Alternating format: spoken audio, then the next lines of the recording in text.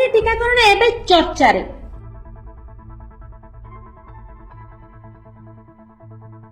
Cuttack sector 7 गोष्ठी स्वास्थ्य केन्द्र रे नाही नथिबा भिड़ देखा मिली जो सारा देश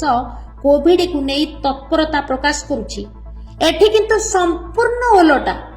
प्रशासन एठारे अंकुश नाही बा एठारे कौन घटुछि ताहा मध्य सीडीएम को पाखरे खबर नाही। घटनाटी कौन आपण माने सुनिले आश्चर्य होई जिवे। ऑफलाइन रे कोविड टीका नेबा पई सकाळ 5टा रु 8:30 पर्यंत लंबा धाड़ी रे लोक ठिया होइतिले।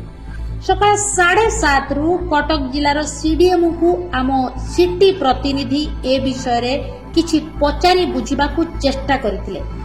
जहाँकि एक हास्यास्पद उत्तर मिलिथिला। सूचना कि जे गोष्ठी स्वास्थ्य केन्द्र रे ऑनलाइन और ऑफलाइन द्वारा 600 टीकाकरण टोकन बंटा जाइथिला हेले 300 टीकाकरण परे एहाकू बंद करि दिया गला। काहेकि बंद करि दिया गला ताहा मध्य रहस्य घेରରେ खुद सीडीएम महाशय कोन कहउछंती आपण सुनंतु।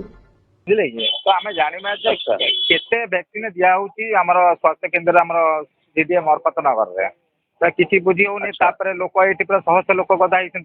लाइन ठिया आज केते लोक को दि जाऊँ आपन तो कहते आपन पाखे इनफॉरमेशन ना तमें क्या ना इनफॉरमेशन नहीं माने मो पाखे नहीं बुझी आपण सीडीएम अच्छा चीफ मेडिकल अफसर आपण माने जदि कहिबे नाही हम पाखे शुणु आज्ञा शुणु सेटा नॉट नेसेसरी जे सब डिटेल्स सेउडा ओवरऑल टा हमर कोठी होउची मनकर कोठी होउची होउची सेटा बुझी हबो कि नॉट दैट सब जाग खबर थबो। सीडीएम सर कहउचंती कोविड टीका विषय रे तांको पाखरे किछि तथ्य नाही आम डाटा एंट्री पाखरे थिबो। सीडीएम कर्मचारी फोन जोगे आम प्रतिनिधि को कहिसंती जो माने ऑनलाइन स्लॉट बुकिंग करिथिले सेमानकु ही टीकाकरण करा हबो ऑफलाइन मानकु आज टीकाकरण करा हेबो नाही। आज्ञा एठी मोर गोटिए प्रश्न कर्मचारी महाशय जदि ऑफलाइन टीकाकरण हेबो नाही ताले एठारे ऑफलाइन नंबर करी लोक मानकु भिड़ भितर रखिबार कारण कोन। गोष्ठी केन्द्रर सुपरिटेंडेंट को पचारिबारु सुपरिटेंडेंट कहउछंती आपण सीडीएम को पचारि बुझंतु। सबुठु बड़ आश्चर्यर कथा जेउठी राज्य और केंद्र सरकार कोविड टीकाकरण को नहीं तत्परता देखाउछंती सेठी हीन मानसिकता थिबा कर्मचारी मानक पई साधारण जनता कोविड भली गोटे मारात्मक भाइरस रो सम्मुखीन होइछंती। एठी साधारण जनता सरकार को ऊपर विश्वास हराई देउछंती। मोना सरोज कुमार पंडा सीडीए 6 अंचल रोची मु एठी जो आपण आछिन कोन पई आज आछिन मेडिकल मु आज सकाळे